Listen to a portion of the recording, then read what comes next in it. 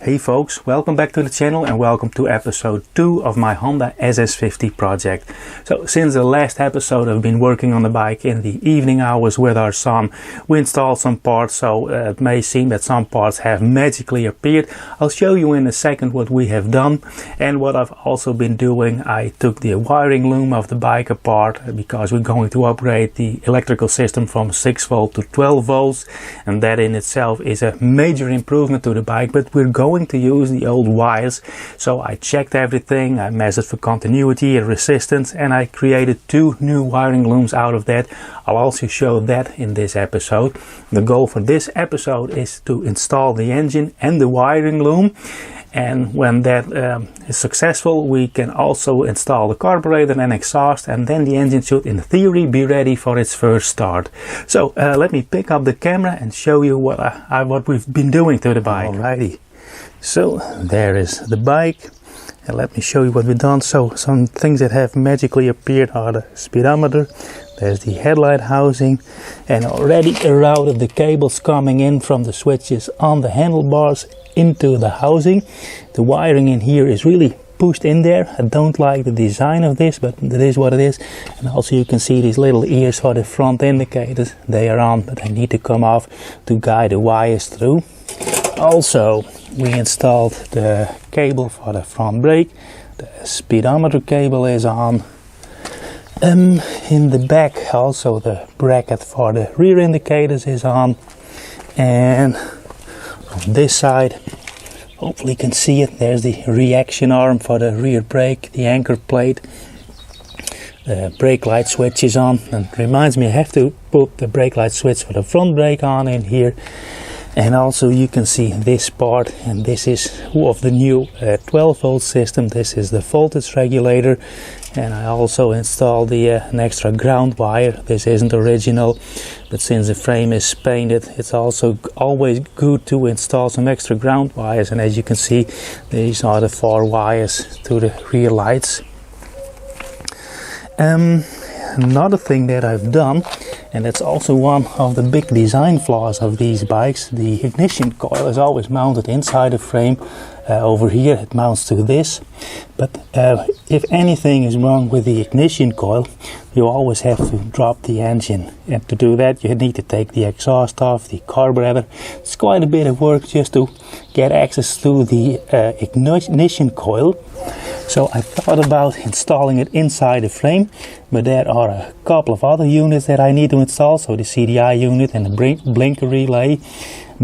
And then I realized we also have the intake housing with the filter and the snorkel leading to the back inside here. And that eats up a lot of space, so there is very little room for activities.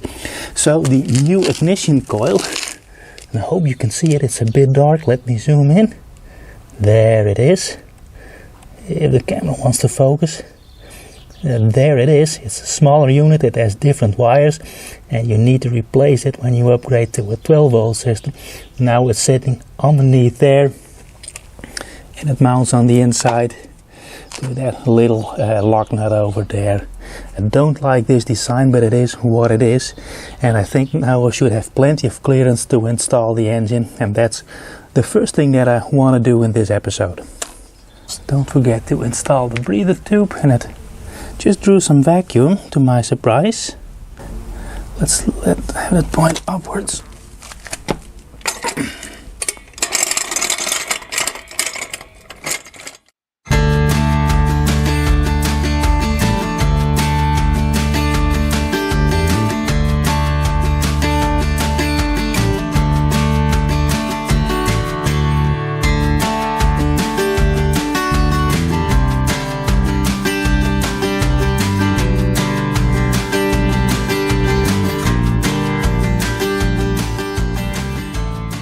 Well, this is how it looks. I'm using new engine bolts because the threads of the old ones were worn. So the only thing that is off is this section, and that's a different design from Honda, so the chain guard doesn't nicely run into that, but that's a problem for later. Now I want to tackle the wiring, and let's head over to the table. Well, it's very bright and has my own shade. But anyway, you can see I have two wiring looms, and there used to be one.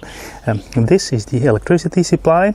So this is mainly fed by the battery and the voltage regulator, and goes to the ignition switch with a key, and this goes into the headlight. And the upper cable loom is for the lights, so that's the tail light indicators, brake light, and the signal from the blinker relay, the flasher relay, which is this gray wire. It also feeds in the back, and I split this up in two for the event that if anything is wrong I don't have to pull the entire cable loom out. Now it's nicely split in two, and I taped this in red to indicate inside the frame that this is the power supply.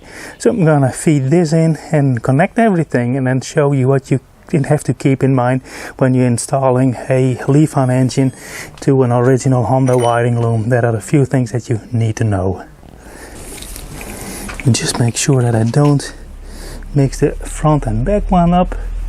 This is the tail light, and there's the brake light, and you know that the brake light has a 2-pin connector because the one in the frame also feeds it into this.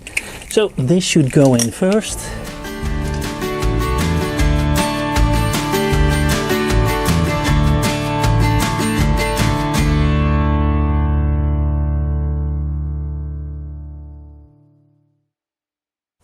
So this is the part that I dread the most. I have everything connected and I tried to make it look neat, but in the end you always end up pushing it in because the battery holder, this cover goes on there, takes up a lot of space.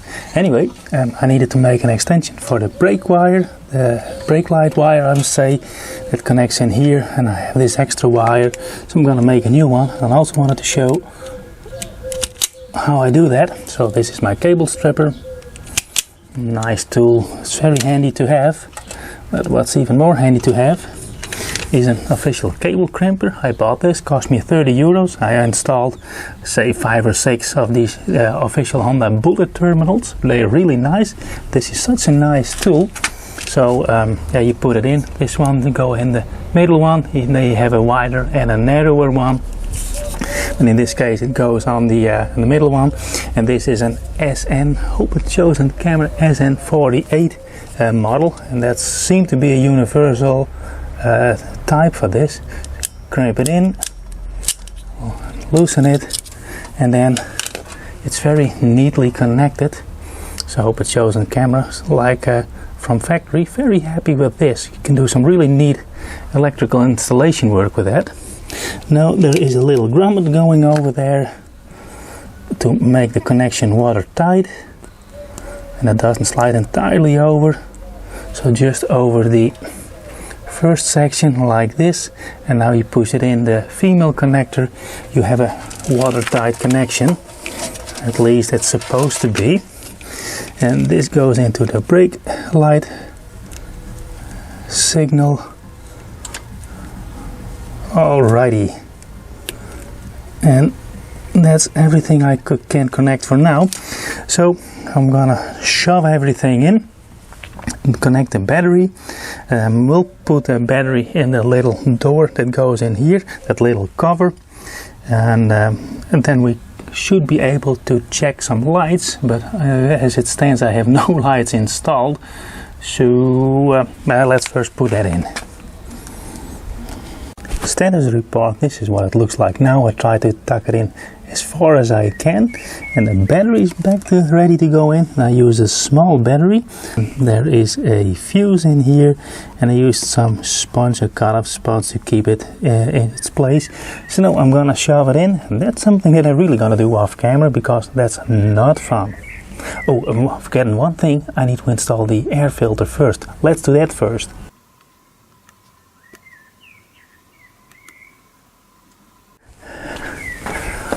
Alrighty, we're a couple of hours later and I needed a break. First my medication-induced sun allergy hit me really hard, so I moved back into the shade. Also, I got really frustrated by installing this cover. I've made a new battery pocket on the back of this, and it didn't fit. It ran into the front of the frame, so I cut it out with the angle grinder. And then I noticed that this paint is also very soft, so it left a fingerprint and scratches everywhere. But the odd thing is, every now and then I touch something and it immediately leaves a fingerprint on there, and in the evening hour it disappears. There is something wrong with the paint. There's nothing I can do right now, so I'm gonna leave it as it is and try to be careful. But I think most paint damage risk has been avoided by now. Anyway, I'm gonna put on the indicators, the rear light, the front indicators, and then I want to check the electrical system. And if that is okay, I'm gonna install the carburetor and the exhaust.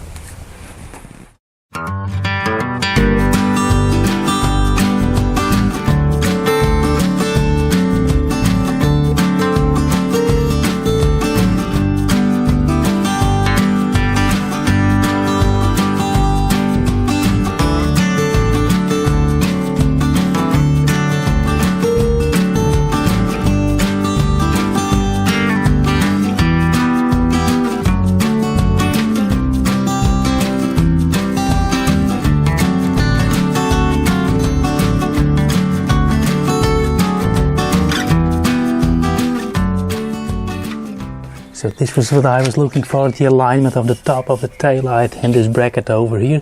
Now it doesn't look all too bad. Let me put the handlebar straight so you can do your intermediate checks just to see if everything is straight and aligns nice.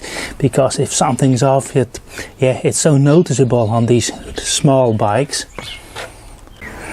Okay, now I need to take these little brackets off because otherwise I cannot feed the little connector through. I had our son install this. You always get some paint damage when you tighten it.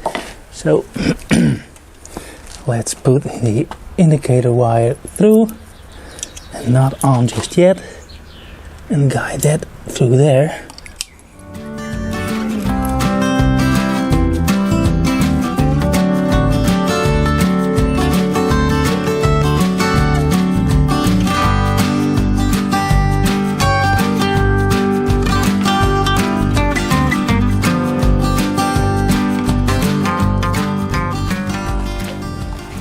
Now the very last thing I want to install is the horn, and this is the horn that comes from my mesh. I put an extra loud one on that one, so this is the original one in this very temporary bracket that's been temporary for 25 years, but I promise I'll make a better one later. But anyway, I want to install this, so I have the wiring complete. Switch it on, we should have a horn. And we do. So that's all the wiring for now completed. I think we're ready to install the carburetor and the exhaust. Okay, second attempt. Pop it in the air filter housing first. Let's get that the spring thingy over first.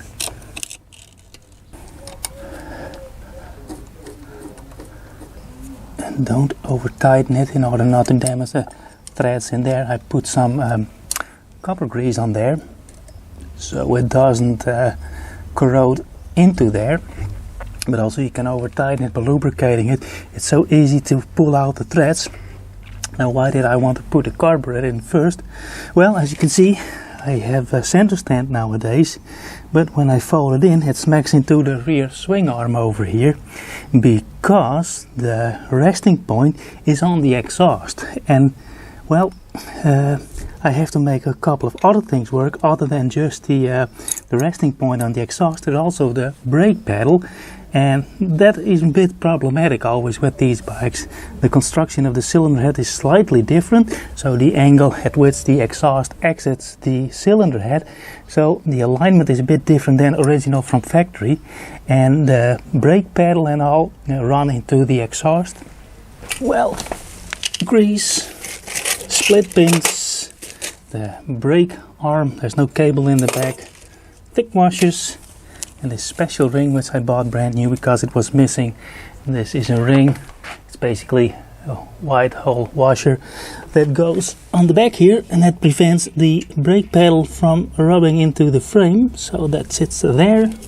Gonna dry fit it first. It's very close to other parts. So now the exhaust should run in between here. But as you can see, there is no end stop in here. And I think I drilled the hole once over there. I'm gonna show you in a second in a close-up. But there's a hole over here. And I think in the past I've had a bowl in here to act as a stop, because the exhaust that came from the bike was also a low exhaust. I took it out and now I know why.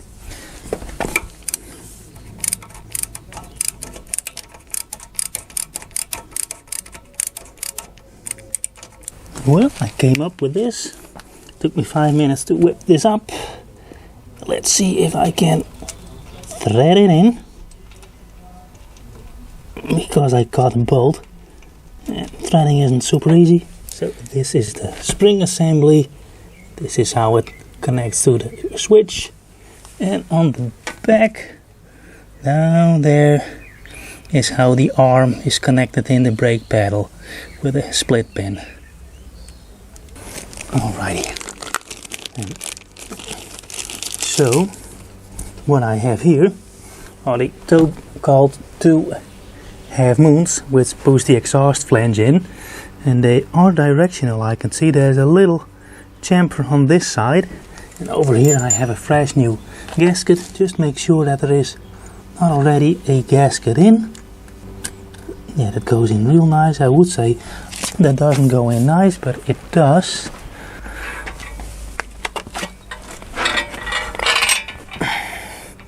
Pull the brake pedal down. Don't want to damage or scratch anything. Okay, that's already looking great. Make sure that this one stays over there. And now comes the exciting bit.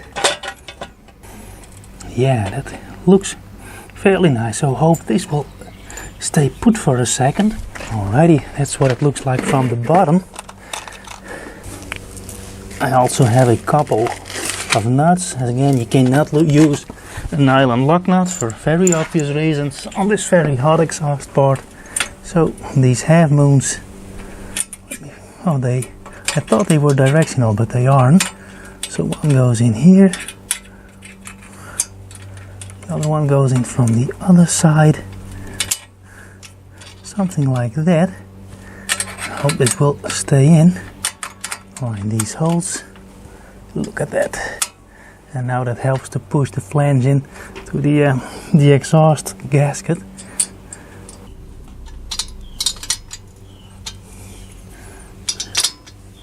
Let's just observe the resistance, and now we can see that this flange is starting to bend a little bit, and then you know that you're far enough.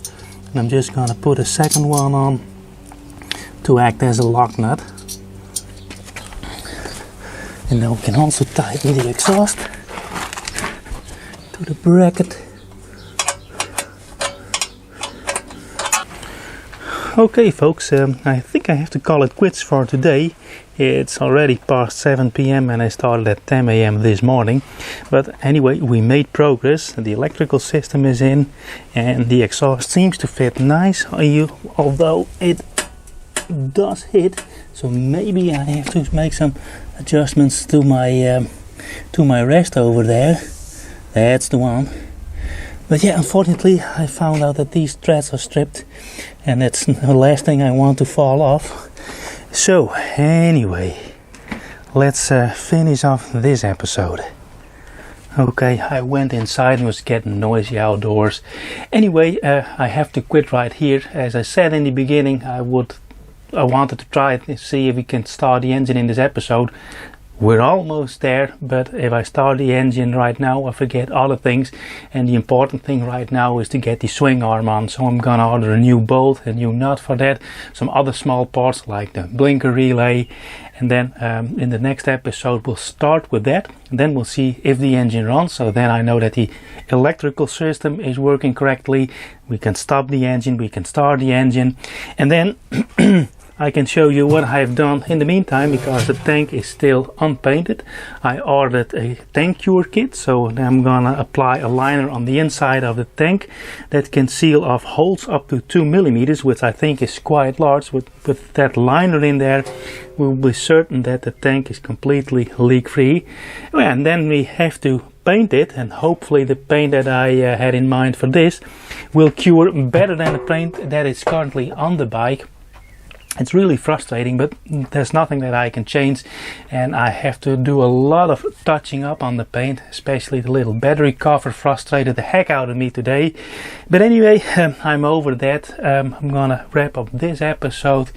Thank you so much for watching, and I hope to see you in episode 3 of the Honda SS50 project.